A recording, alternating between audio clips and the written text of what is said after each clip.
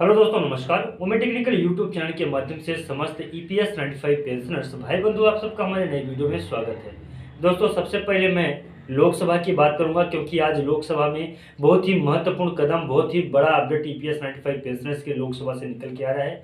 मैं आज सबसे पहले राजेंद्र अग्रवाल जी को बहुत बहुत बधाई ईपीएस 95 पेंशनर्स की तरफ से, साथ ही साथ अपने यूट्यूब चैनल की तरफ से देना चाहता हूँ। दरअसल मैं आपको बताऊंगा कि राजेंद्र अग्रवाल जी, जिनके माध्यम से ईपीएस 95 पेंशनर्स के उच्च पेंशन के लिए कौन सी बड़ी बात कही गई है, साथ ही साथ आज हम यह भी जानेंगे कि ईपीएस 95 पेंशनर्स के लिए कहां पे रोड़ा आ रहा है, कहां पे अड़चने हो रही हैं। हम यह भी जानने की कोशिश करेंगे कि जो वीडियो मैंने आपको बताया था, दिखाया था कि 1 मई से क्या सच में ईपीएस 95 पेंशनर्स के उच्च पेंशन के लिए दिल्ली में आंदोलन होने वाले हैं या नहीं, उसमें कितने प्रतिशत तक की सच्चाई है। और हम ये भी जानने की कोशिश करेंगे कि क्या सुप्रीम कोर्ट की तरफ से ईपीएस 95 पेंशनर्स के उच्च पेंशन के लिए क्या अपडेट है, सामने निकल के आई है। और एक बात और कि ईपीएफओ जो है सरकार से बात करके ईपीएस 95 पेंशनर्स के लिए जो पेंशन की एक राशि मुहैया करानी थी वह करा चुकी है या नहीं, उसके ऊपर भी हम लोग जानेंगे, चर्चा करेंगे।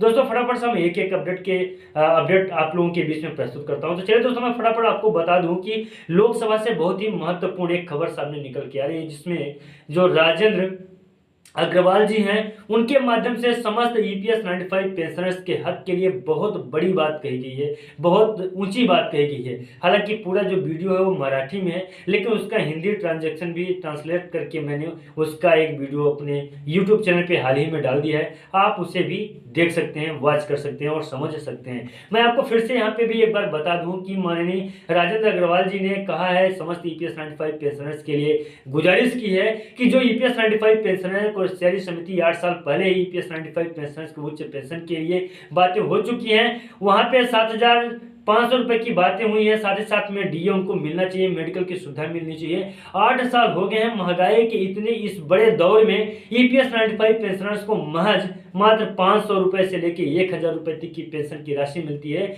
1,000 रुपए से लेके जो पेंशन की राशि है, 500 रुपए से लेके 1,000 रुपए तक के ईपीएस 95 पेंशनर्स अपने जीवन को किस प्रकार से जिएंगे, किस प्रकार से आगे की उम्र को गुजारेंगे, इसी बात को मेन फोकस टारगेट रखा गया है। और साथ ही साथ गुजारिश भी किया गया है कि ईपीएस 95 पेंशनर्स की पेंशन में वृद्धि की जाए और उसके ऊपर चर्चा की जाए। यह विषय चर्चा योग्य है, इस बात को किए हैं।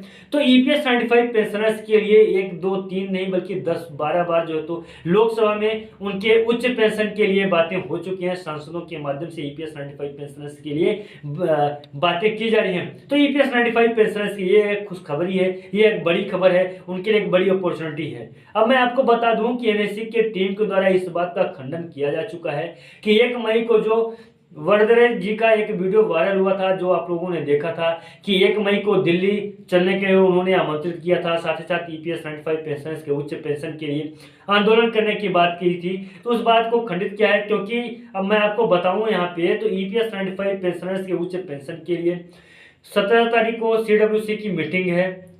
फिर शिरडी जाना है, समस्त जो जितने भी पेंशनर्स हैं शिरडी में, वहाँ पे एक बैठक होनी है 18 तारीख को।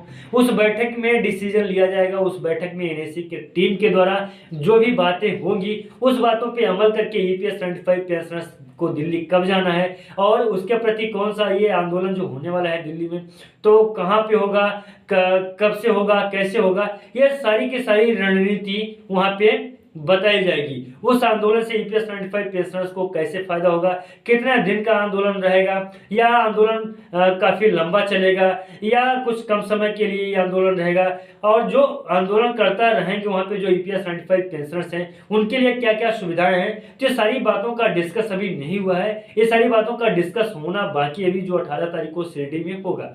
शिरडी में होने के बाद ही ईपीएस 95 पेंशनर्स के उच्च पेंशन के लिए कौन सा आगे का क्या प्लान बनता है, क्या रणनीति बनती है, तो उससे भी हम आपको अवगत कराएंगे। लेकिन पहले 17 तारीख को मीटिंग सीडब्ल्यूसी की हो जाए, इसके बाद ही 18 तारीख को क्या बातें होती है वो बात भी मैं आपको अपने यूट्यूब चैनल के माध्यम से बता दूंगा।